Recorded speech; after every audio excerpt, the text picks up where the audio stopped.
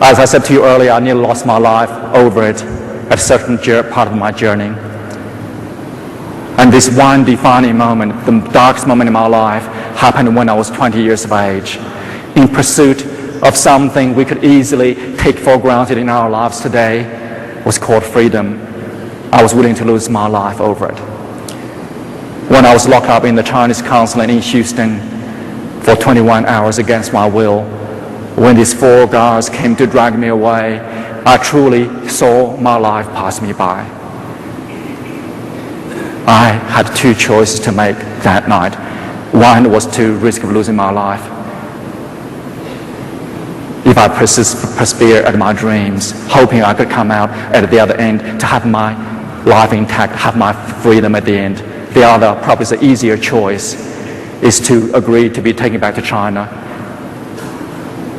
And I could still probably be the most highly respected dancer in China, but I wouldn't lose my freedom. You can see I have no choice, because my aim that moment was the best dancer in the world, to become the best I could possibly become. Only freedom opportunities could allow me that chance to become what I become.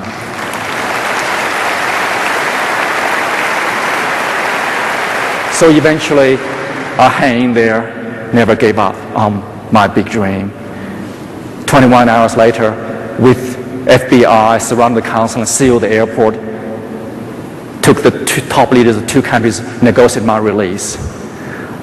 I still could remember this moment. I walked out of the consulate as a free man for the first time in my life at age 20. You could imagine. From that moment onwards, I had traveled this incredible journey of discovery, journey of achieving excellence in my life, reaching one new height after another. Truly, the sky was my limit. I went on to become one of the top 10 dancers quoted by the New York Times, winning 2 silver and bronze medals at 3 different international ballet competitions. They were the equivalent to the Olympics of the dance world. But it didn't matter how successful I became as a dancer. This deep-seated sadness inside me could never overcome. I was cut off from my beloved mother, father, and all the people I loved back in China for many years. I couldn't even write a letter home. Forever, we thought we had lost each other. Eventually, the Chinese government gave my parents permission to leave China to visit me in America. What an incredible dream.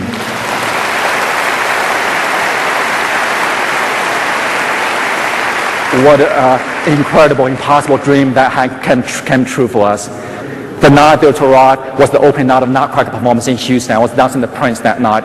Wonderful friends in Houston went to the airport to meet them, going to take them to the theater to see me before the show started. But their plane was terribly delayed that night. When my friends realized they were going to miss my show, they desperately want them to see me dance, to be proud of what I've achieved for all these years of dreadful separation. Eventually, they called up the Houston police for help. The police eventually came with sirens, escorted them through the heavy traffic in Houston, rushed them to the theater. Still, they were going to be late. It's going to miss at least half of it. Then my director, Ben Stevenson, decided to wait for them. They delayed the performance by up to 20 minutes, patiently waited for them to arrive. During the 20 minutes waiting, words had spread out throughout the audience of their arrival. They all knew my life story. Eventually, when my parents finally walked into the theater, the entire audience burst into applause for them. There were so many teary eyes in the audience that night. Of course, no doubt, the worst of them all was my poor mother, with tears flooding down her face. I didn't think she saw a single thing I did on stage that night. I have probably danced well over 2,000 performances in my lifetime, in front of presidents, prime ministers, royalties. I don't remember that many so vividly. That performance that night in particular, I would forever treasure with my heart. And this miracle journey had truly demonstrated 2 points in life. One is success of any kind requires that sacrifice, that dedication and passion.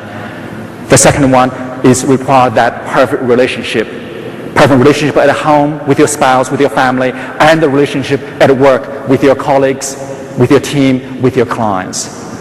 Needs both set of partnerships to give you the right balance to last the distance.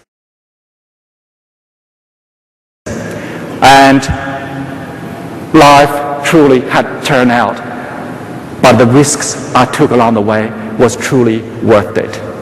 I'd like to leave you these few finishing remarks for your thoughts. Looking back at my journey through the trials and tribulations, the shattered dreams and revitalized hopes, I realized that life's all about finding inspiration, seize the opportunity, strive for excellence, and reach as high of the height you could possibly reach. Throughout my journey, there has been incredible challenges along the way, but often I realize on the verge for you to give up your pursuit of the excellence, success not too far away from the seemingly unconquerable hurdles. To me, success has no limit, no boundaries. Success is how big you dare to think and how hard you're willing to try. Success depends on the little things you do and extra efforts you put into on a daily basis. Success belongs to people who dare to travel on roads less traveled and never take no for an answer. Finally, success is about making positive contributions to our society by bringing hope and courage into the lives of others. Thank you very much.